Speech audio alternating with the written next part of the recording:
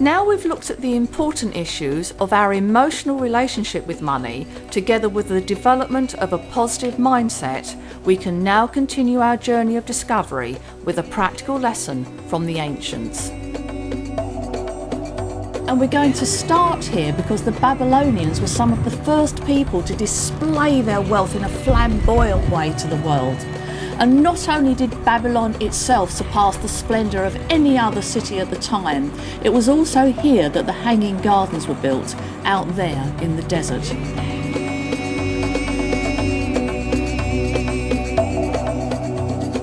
About the size of a football field, the gardens were a financially flamboyant gesture of devotion from King Nebuchadnezzar to his wife. Built in about 550 BC, the gardens were artificially irrigated using water pumped up from the Euphrates River. The gardens were an amazing sight and an amazing statement of the Babylonians' pride and enjoyment in their opulence and riches. It is extraordinary that such a feat was ever achieved, and I'm full of admiration for a race of people who cherish their wealth and revel joyously in their riches, as the Babylonians clearly did.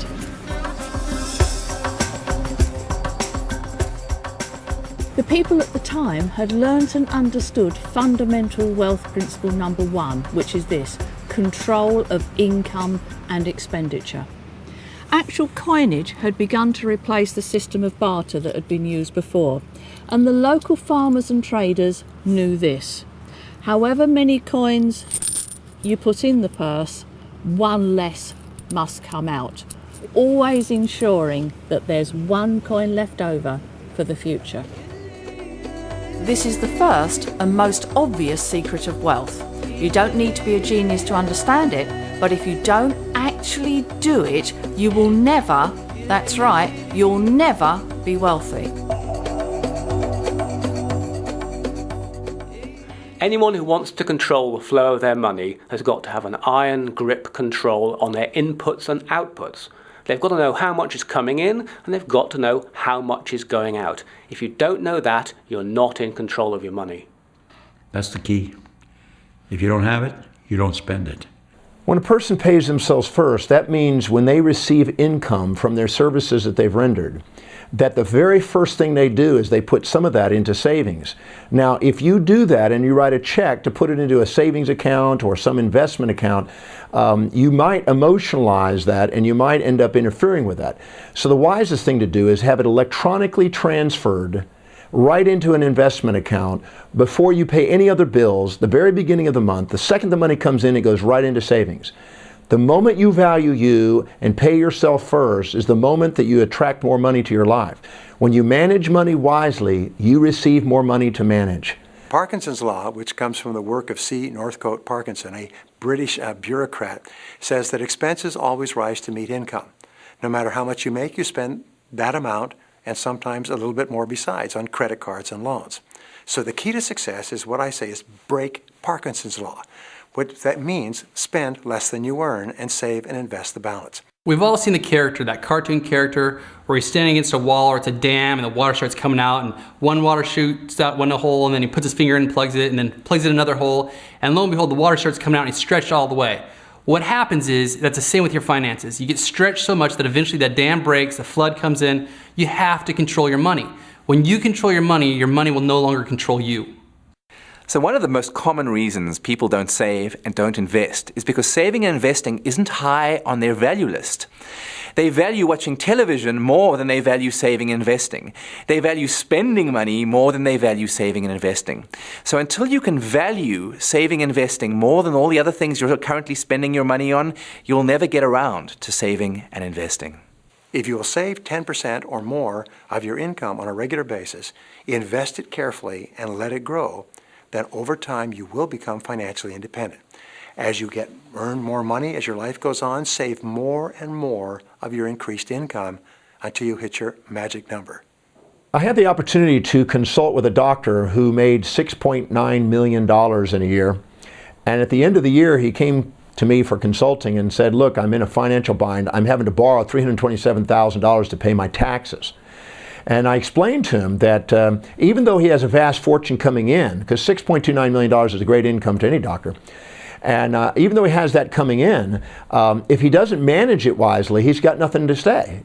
So as a result of it, he doesn't have a value on saving money. He had a value on having a nice house. He had a value on nice furniture, nice art, nice parties, nice clothes, nice transport.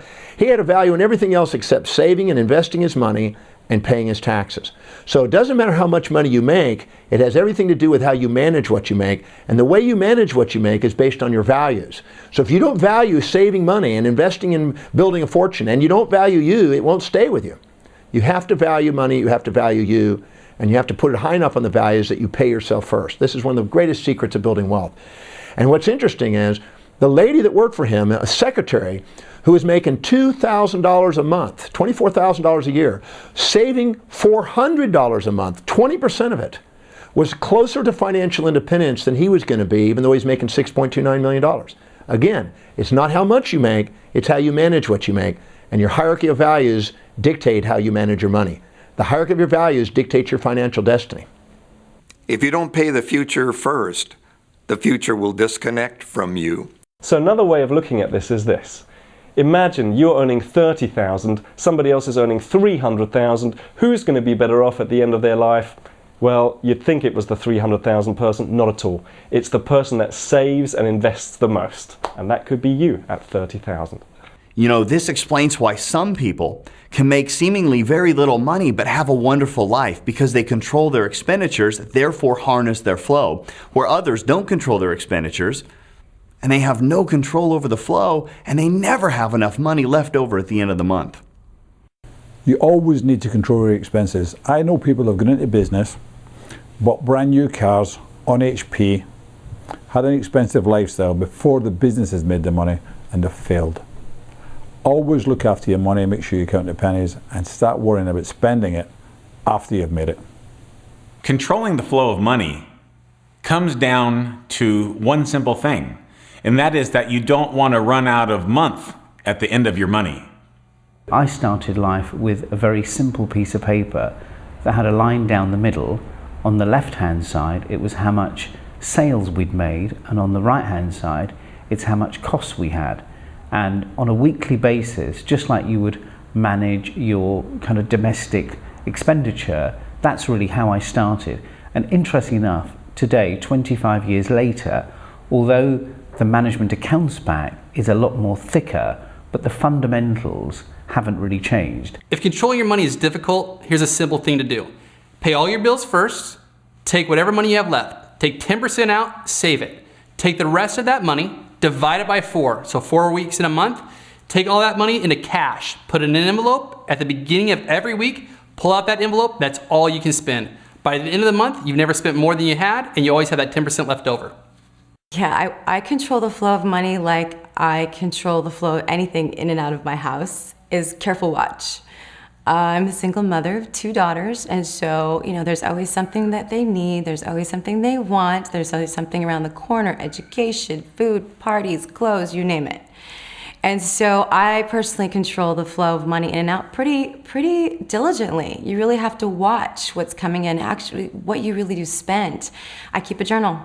And I'm really, really careful about what it is that we are spending and not spending. Is this necessary? Is it not? But there is a science to dealing with money that's on the ground. It's practical. You've got to sit down with pen and paper in hand, and you've got to track it. What am I spending? Why am I spending it? How much do I have? And I don't use the word budget because that gets us into all kinds of feelings of deprivation and scarcity. I use the word spending plan.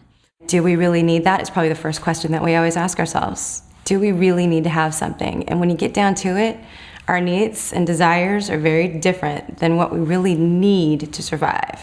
So those are some key things. Is something we need or something we want? Do we have the budget for it? Don't we have the budget for it? You have to really think about it, be personal about it, and keep that journal. I'm very much in favor of long-term vision, strategic, consistent, focusing on building wealth, because this is the one that I've seen most consistently leave the results, called fortunes.